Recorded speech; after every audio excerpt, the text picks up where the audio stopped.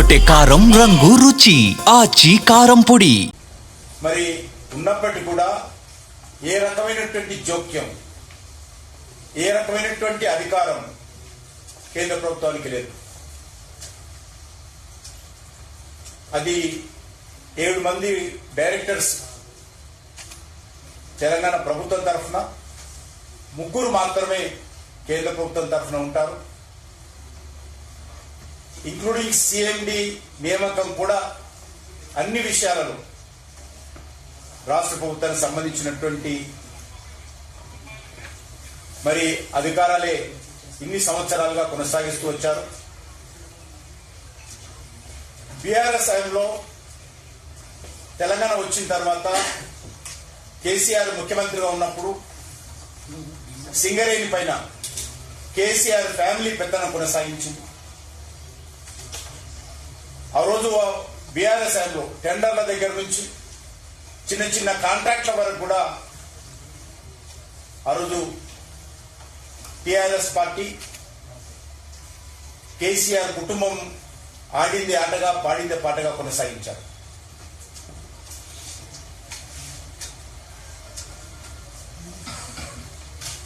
సింగరేణికి సంబంధించినటువంటి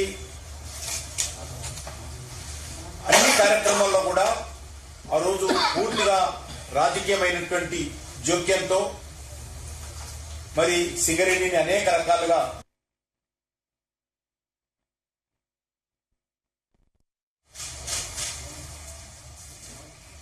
బకాయిలు సుమారు 32,000 కోట్ల రూపాయలు మరి బకాయిలు పడ్డ విషయాన్ని కూడా ఈ సందర్భంగా మనం చేస్తున్నాం. ఎన్ని రకాలుగా సింగరేణిని విధ్వంసం చేయవచ్చో గతంలో బీఆర్ఎస్ పార్టీ, ఈరోజు కాంగ్రెస్ పార్టీ సింగరేణిని విధ్వంసం చేస్తా ఉన్నాయి. ఎంతసేపు తమ అవినీతి అక్రమాలకు సింగరేణి ఒక బంగారు బాతుగా వాడుకుంటూ మరి సింగరేణి కార్మికుల రక్తాన్ని, సింగరేణి కార్మికుల చెమటను దోచుకుంటున్న విషయాన్ని కూడా ఈ సందర్భంగా మనం చేస్తా ఉన్నాం. గతంలో ఏ రకంగా బీఆర్ఎస్ పార్టీ అవలంబించిందో ఈరోజు కాంగ్రెస్ పార్టీ కూడా అదే పద్ధతిలో ముందుకెళ్తా ఉంది. సరిగ్గా ఇప్పుడు నైనీ కోల్ బ్లాక్ విషయంలో కూడా బీఆర్ఎస్ ఏ రకంగా పనిచేస్తుందో ఇది కూడా అదే విధంగా పనిచేస్తాం. మనకందరికి తెలుసు, ఒకసారి బిఐఎఫ్ఐఆర్ కింద అప్పుల ఊబిలో కూరుకుపోయినటువంటి సింగరేణిని ప్రధానమంత్రిగా అటల్ బిహారీ వాజ్పేయి గారు 684 కోట్ల రూపాయల మారిటోరియం విధించి అప్పులపైన సింగరేణిని చేయూతను అందించి ముందుకు నడిపించిన విషయాన్ని ఈ సందర్భంగా మనం చేస్తాం. తద్వారా మళ్లీ కొంత సింగరేణి లాభాల బాటలో పడ్డది. కానీ 2014లో తెలంగాణ వచ్చిన తర్వాత మళ్లీ షేరా మామూలు కింద సింగరేణి ఒక రాజకీయ ప్రయోగశాలగా తమ అవినీతి అక్రమాలకు కేంద్రంగా సింగరేణి మారిపోయిందనే విషయాన్ని సందర్భంగా మనం చేస్తాం.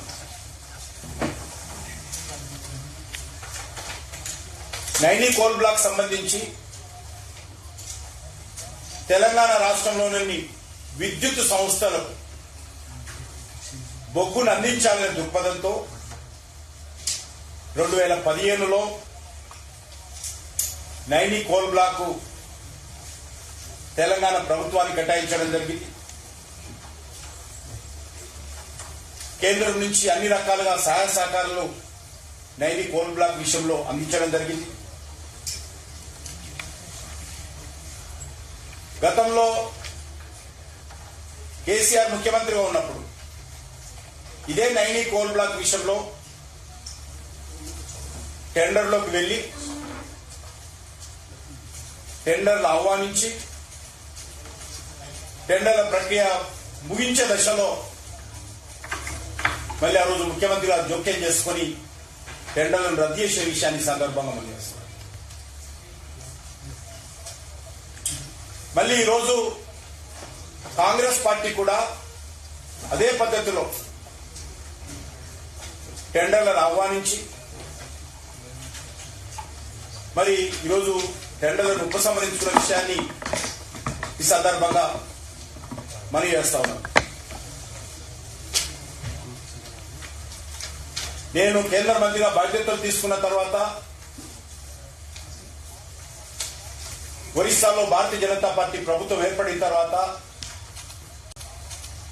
నైని కోల్ బ్లాక్ సంబంధించినటువంటి అనుమతులు, చివరి అనుమతులు రావడానికి కూడా స్వయంగా ముఖ్యమంత్రి గారితో మాట్లాడి, కేంద్ర మంత్రి ధర్మేంద్ర ప్రధాన్ గారితో మాట్లాడి సింగరేణికి అనుమతులు వచ్చే విధంగా ప్రయత్నం చేసిన విషయాన్ని మరొకసారి మీకు గుర్తు చేస్తా ఉన్నాను. ఆ రకంగా సుమారు 643 హెక్టార్ల అటవీ భూమిని ఒరిస్సా ప్రభుత్వము మరి సింగరేణికి అప్పగించేందుకు 4th జూలై గత సంవత్సరం 2024లో మరి ఆమోద ముద్ర వేసిన విషయాన్ని సందర్భంగా మనం చేస్తున్నాం. కానీ దురదృష్టం ఏంటంటే నైని కోల్ బ్లాక్ సంబంధించినటువంటి చివరి అనుమతులు వచ్చిన తర్వాత కూడా కాంగ్రెస్ పార్టీ ప్రభుత్వము అనేక రోజులుగా కోల్ బ్లాక్ సంబంధించినటువంటి పనులు ప్రారంభించాల్సింది పోయి టెండర్ల ప్రక్రియ పారదర్శకతో కొనసాగించాల్సింది పోయి అనేక రకాలుగా కారణాలతో వాయిదా వేస్తూ వచ్చింది. ఇన్ని రోజులు ఆలస్యం చేయాల్సిన అవసరమే లేదు. గత సంవత్సరమే దీనికి సంబంధించినటువంటి టెండర్ల ప్రక్రియ పూర్తి చేయడానికి అన్ని రకాలుగా అనుమతులు ఉన్నాయి. చివరి అనుమతులు ఒరిస్సా ప్రభుత్వం నుంచి నేను స్వయంగా ఇప్పించాను. అనేక రివ్యూ మీటింగ్లో స్వయంగా నేను సింగరేణికి సంబంధించినటువంటి అధికారులతో మాట్లాడాను. కానీ చివరికి ఈరోజు ఈ యొక్క కోల్ బ్లాక్ సంబంధించినటువంటి టెండర్లు వచ్చిన తర్వాత మళ్ళీ ఈరోజు అది రద్దు కావడము, అనేక రకాల అక్రమాలు, అవినీతి జరిగిందనేటువంటి వార్తలు రావడము నిజంగా ఇది సింగరేణి కార్మికుల పట్ల, సింగరేణి పట్ల అన్యాయం చేస్తా ఉన్నారనే విషయాన్ని ఈ సందర్భంగా మనం చేస్తాము. నైని కోల్ బ్లాక్ సంబంధించి ఎండిఓ నియమించాల్సింది. ఎండిఓ పని 2 పనులు.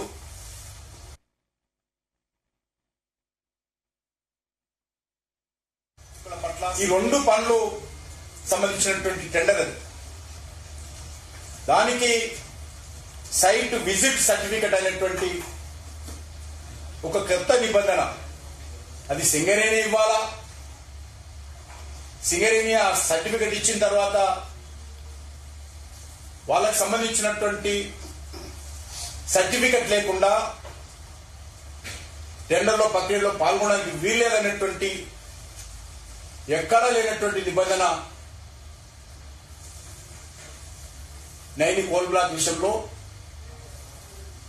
మరి సింగరేణి యాజమాన్యము రాష్ట్ర ప్రభుత్వ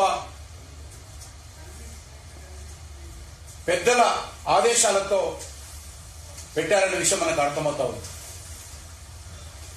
ఇప్పటి కూడా అనేక కోల్ బ్లాక్స్ లో కూడా సైట్ విజిట్ చేయాలనేటువంటి నిబంధన ఉంది. కానీ సెల్ఫ్ డిక్లరేషన్. ఎందుకు అంటే కోల్ బ్లాక్ చూడకుండా, ఎక్కడుందో తెలియకుండా, దానికి ట్రాన్స్పోర్ట్ ఉందా, క్లియరెన్సెస్ ఉన్నాయా, కనెక్టివిటీ ఉందా తెలియకుండా మరి టెండర్లో పాల్గొంటే టెండర్ల ప్రక్రియ పూర్తయిన తర్వాత అటు ప్రభుత్వానికి కానీ ఇటు కంపెనీలకు కానీ ఇబ్బందులు వస్తాయి. దాని కారణంగా కోల్ ప్రొడక్షన్ లేట్ అవుతుందనేటువంటి దృక్పథంతో కేంద్ర ప్రభుత్వము సైట్ విజిట్ చేసి సెల్ఫ్ డిక్లరేషన్ చేయాలని నిబంధన పెట్టాం. దానికి సెల్ఫ్ డిక్లరేషన్ బదులు సింగరేణి ఈరోజు సర్టిఫికెట్ ఇస్తుంది అనేటువంటి నిబంధన పెట్టి వాళ్ళకు నచ్చిన వాళ్ళకే సైట్ విజిట్ సర్టిఫికెట్ ఇచ్చినట్టు, మిగతా వాళ్ళకి ఇవ్వకుండా ఉండేటట్టు ఇందులో అనేక రకాల ఆరోపణలు ఈరోజు పత్రికల్లో ప్రచార సాధనాల్లో వస్తా ఉన్నాయి. ఈరోజు మనం చూస్తా ఉన్నాం, ఈరోజు అనేక కంపెనీలు కేంద్ర ప్రభుత్వం ఆధ్వర్యంలో టెండర్లు చేస్తా ఉన్నాం. ఎక్కడ కూడా దేశంలో ఇన్ని టెండర్లు నిర్వహిస్తున్నప్పటికీ, ఇన్ని రకాల కోల్ బ్లాక్లు వేరే జరుగుతున్నప్పటికీ, అనేక రకాల కోల్ బ్లాక్స్ ప్రొడక్షన్ వస్తున్నప్పటికీ కూడా ఎక్కడ కూడా ఏ రకమైనటువంటి ఆరోపణ లేదు. కానీ తెలంగాణ ప్రభుత్వం ఆధ్వర్యంలో గత 12 సంవత్సరాలుగా ఈ యొక్క 2015 నుంచి ఆల్మోస్ట్ ఉన్నటువంటి యొక్క నైని కోల్ బ్లాక్ ఆక్షన్ చేసుకోవడం కోసము గతంలో బీఆర్ఎస్ ప్రభుత్వము, ఇప్పుడు ఉన్నటువంటి కాంగ్రెస్ పార్టీ ప్రభుత్వము ఏ రకంగా పక్కదారులు పట్టి ఏ రకంగా ప్రక్రియను ఆలోచన చేస్తున్నారో తెలంగాణ ప్రజలు, సింగరేణి కార్మికులు అర్థం చేసుకోవాల్సిన అవసరం ఉంది. అనేకమైనటువంటి మైనింగ్ బ్లాక్స్, కోల్ బ్లాక్స్ కేంద్ర ప్రభుత్వం స్వయంగా ఆక్షన్ చేస్తాం. ఎక్కడ కూడా ఏ రకమైనటువంటి ఇబ్బంది లేకుండా ట్రాన్స్పరెన్సీతో మేము చేస్తా ఉన్నాం. మరి వీళ్ళ చేతిలో ఒక్క బ్లాక్ పెడితే ఏ రకమైనటువంటి సమస్యలు సృష్టిస్తున్నారో మనం ఈరోజు స్వయంగా చూస్తా ఉన్నాం అనే విషయాన్ని ఈ సందర్భంగా మనం వేస్తున్నాం. అంతేకాకుండా ఈ యొక్క కోల్ బ్లాక్ సంబంధించి మరి ఈరోజు అనేక రకాలుగా విషయాలు చర్చకు వస్తా ఉన్నాయి. సిబిఐ దర్యాప్తు జరపాలి. అసలు కేంద్ర మంత్రి ఏం చేస్తున్నాడు? సిబిఐ దర్యాప్తు చేయడానికి రాష్ట్ర ప్రభుత్వం ఆమోదం ఉండాలి. అది అమాత్రం అవగాహన లేకుండా మాట్లాడితే దానికి ఎవరేం చేయలేము. నేను ఒకటే అడుగుతా ఉన్నాను, ఈరోజు కొంతమంది నన్ను కూడా వివాదంలో రావడం కోసం ప్రయత్నం చేస్తాను. మీరు అధికారంలో ఉన్నప్పుడు మీరేం చేశారని మాట్లాడుతా ఉన్నారు. మీరు ఆ రోజు 49% కేంద్ర ప్రభుత్వం అనేది తెలియదు ఆయనకు. అప్పుడు మీరు అక్రమాలు జరిగినప్పుడు కేంద్ర ప్రభుత్వము మరి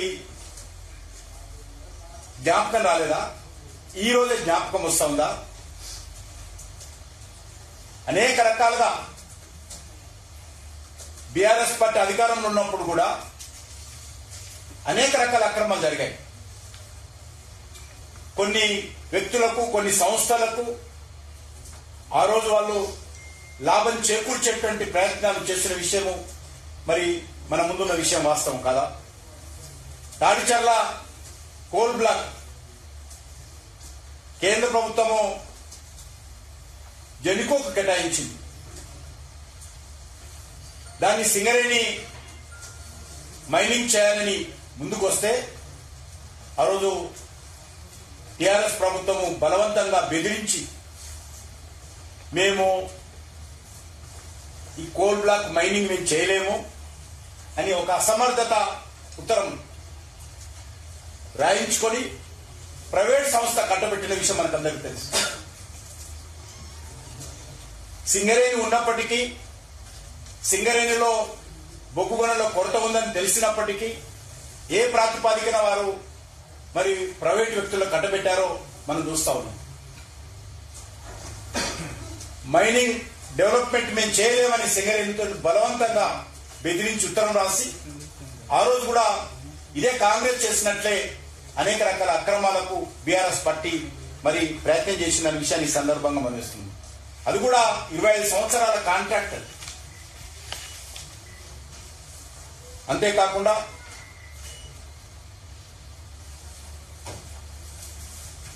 మరి అనేక రకాలుగా కాంట్రాక్టుల విషయంలో కానీ, ఉద్యోగస్తుల విషయంలో కానీ, సింగరేణి భూములకు సంబంధించిన విషయంలో కానీ, సింగరేణికి రావాల్సినటువంటి నిధులు, తెలంగాణ రాష్ట్ర విద్యుత్ ఉత్పత్తి సంస్థలు చెల్లించాల్సినటువంటి డబ్బులు కానీ గతంలో ఇప్పుడు మరి ఏ మాత్రం మార్పు లేదు. ఈరోజు సుమారు 47,000 కోట్ల రూపాయలకు రాష్ట్ర ప్రభుత్వము నిధులు చెల్లించాల్సింది. ఇది దేశంలో ఏ ప్రభుత్వం కూడా, ఏ కోల్ మైనింగ్ కంపెనీ కూడా ఇంత పెద్ద ఎత్తున మరి ఇబ్బందులకు గురవుతున్నటువంటి సంస్థ ఇంకొకట్లేదు.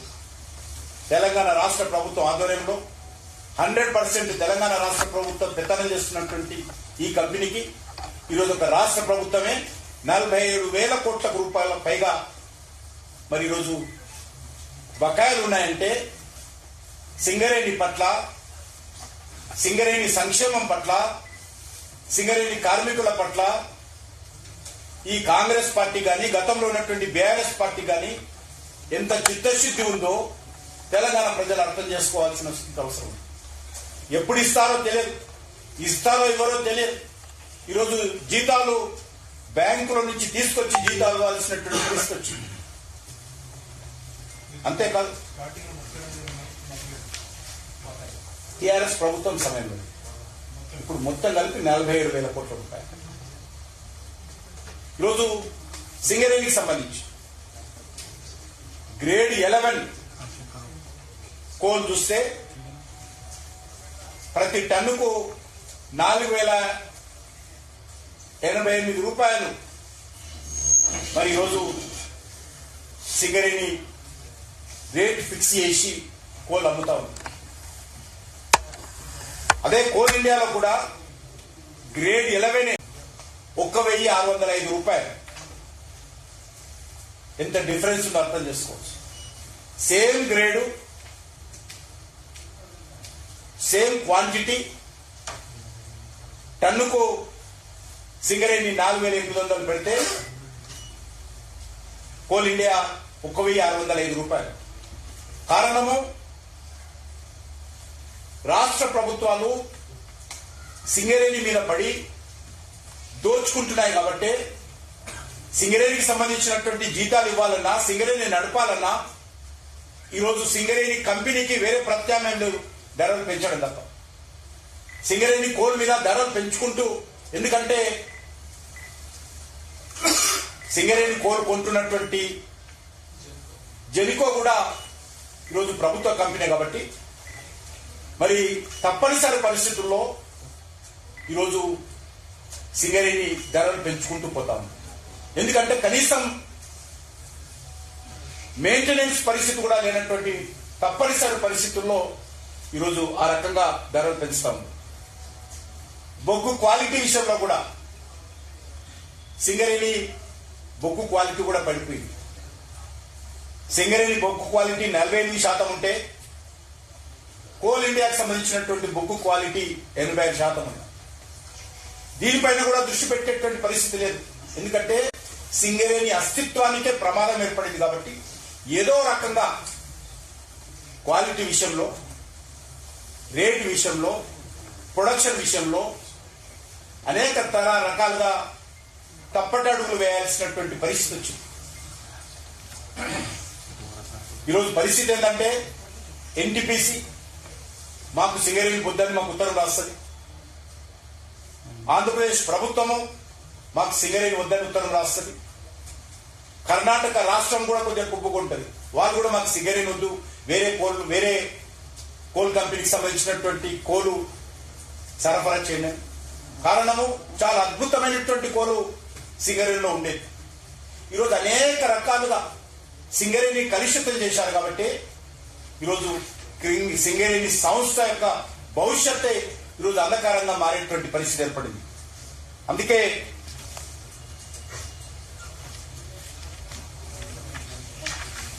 ఈరోజు ఈ రకమైనటువంటి లావాదేవీలు, తెర వెనుక ఒప్పందాలు పర్యవసానంగా సింగరేణి యొక్క భవిష్యత్తు ఇబ్బందులు ఉన్నదనే విషయాన్ని సందర్భంగా మనం చేస్తున్నాం. అనేక రకాల సింగరేణి భూములు గతంలో బీఆర్ఎస్ పార్టీ కానీ, ఇప్పుడు ఉన్నటువంటి కాంగ్రెస్ పార్టీ కానీ అనేక జిల్లాలలో, అనేక మండల కేంద్రాల్లో, అనేక బొగ్గుగళ్ల ప్రాంతాల్లో ఆక్రమణలకు గురవుతా ఉంది. తమ నచ్చిన వారికి, తన నచ్చినటువంటి శాసనసభ్యులకు, పాలక పార్టీ నాయకులకు సింగరేణి భూములు ఆక్రమించుకోవడానికి అవకాశం ఇస్తున్నారు. విషయాన్ని కూడా ఈ సందర్భంగా మనం చేస్తున్నాం. అనేక ప్రాంతాల్లో ఈ యొక్క భూములకు సంబంధించినటువంటి అక్రమ నిర్మాణాలు సింగరేణి భూములలో వెలిసిన విషయాన్ని ఈ సందర్భంగా మనం చేస్తున్నాం. అనేక పత్రికల్లో ప్రచార ప్రసార సాధనాల్లో గత అనేక రోజులుగా జిల్లా విషయంలో విపరీతమైనటువంటి కథనాలు వస్తాయి వీటి మీద.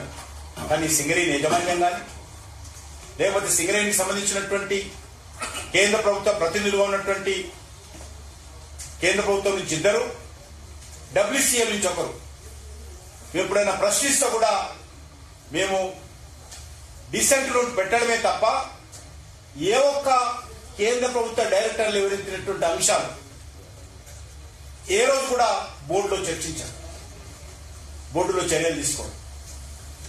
చివరకు కేంద్ర ప్రభుత్వ పరిస్థితి ఏంటంటే డిసెంట్ నోట్ పెట్టాల్సినటువంటి పరిస్థితి.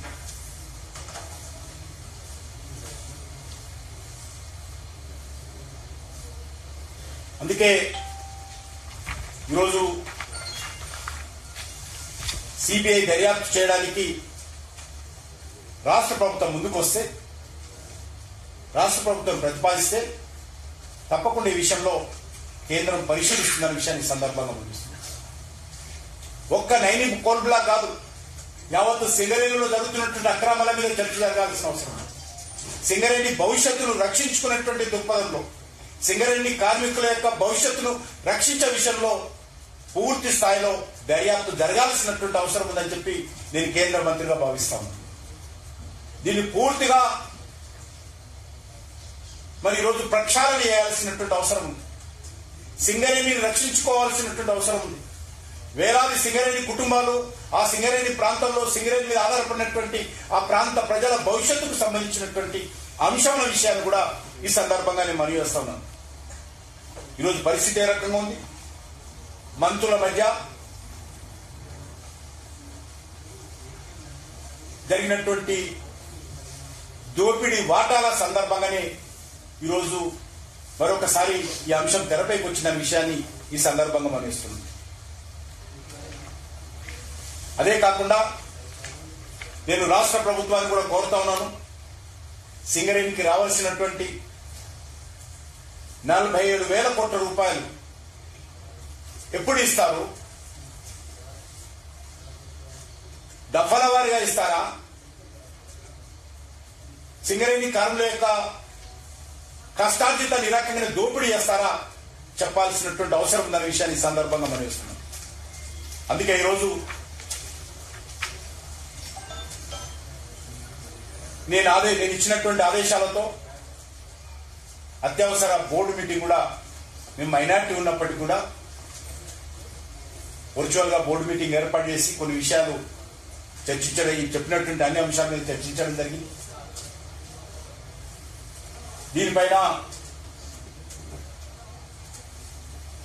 రాష్ట్ర ప్రభుత్వం సంబంధించినటువంటి అధికారులతో, సింగరేణికి సంబంధించినటువంటి డైరెక్టర్లతో, సిఎండితో, కేంద్ర ప్రభుత్వానికి సంబంధించినటువంటి కోల్ మినిస్ట్రీకి సంబంధించిన అధికారులు ఈరోజు చర్చ జరిపారు. బోర్డు మీటింగ్ కూడా, అత్యవసర బోర్డు మీటింగ్ కూడా జరిపాము. ఇది ఒక పార్టీలకు సంబంధించిన విషయం కాదు, రాష్ట్ర కేంద్ర ప్రభుత్వాలకు సంబంధించిన విషయం మాత్రమే కాదు, సుమారు 8 జిల్లాలకు సంబంధించినటువంటి సింగరేణి ప్రాంత ప్రజల భవిష్యత్తుకు సంబంధించినటువంటి అంశం. దీనిపైన రాజకీయాలకు పోకుండా సంస్థను కాపాడుకోవాలనేటువంటి లక్ష్యంతో పోవాలి. సంస్థను పూర్తిగా ప్రక్షాళన చేయాలి. సంస్థకు సంబంధించినటువంటి ఏదైతే అక్రమాలు జరుగుతున్నాయో దాన్ని పూర్తిగా అరికట్టాల్సినటువంటి అవసరం ఉందని చెప్పి నేను ఈ సందర్భంగా భావిస్తా ఉన్నాను. దీనిపైన మా యొక్క కోల్ సెక్రటరీ కూడా, చీఫ్ సెక్రటరీ గారికి, ఆయన విదేశాల్లో ఉన్నారు కోల్ సెక్రటరీ, ఆయన వచ్చిన తర్వాత ఒక సమగ్రమైనటువంటి ఉత్తరం కూడా చీఫ్ సెక్రటరీ గారికి రాస్తాము. మరి దీనిపైన కేంద్ర ప్రభుత్వము, కేంద్ర మంత్రిగా సింగరేణికి అన్ని రకాల సహాయ సహకారాలు అందించడానికి సిద్ధంగా ఉన్నాం. కానీ ఈ రకంగా అవినీతి, అక్రమాలతో మరి సింగరేణి భవిష్యత్తును రోడ్డున పడేయొద్దనే విషయాన్ని ఈ సందర్భంగా మనం చేస్తాం. గుమగుమల వంటలే వంటలే తెరకొట్టే కారం రంగు రుచి ఆచి కారం పొడి.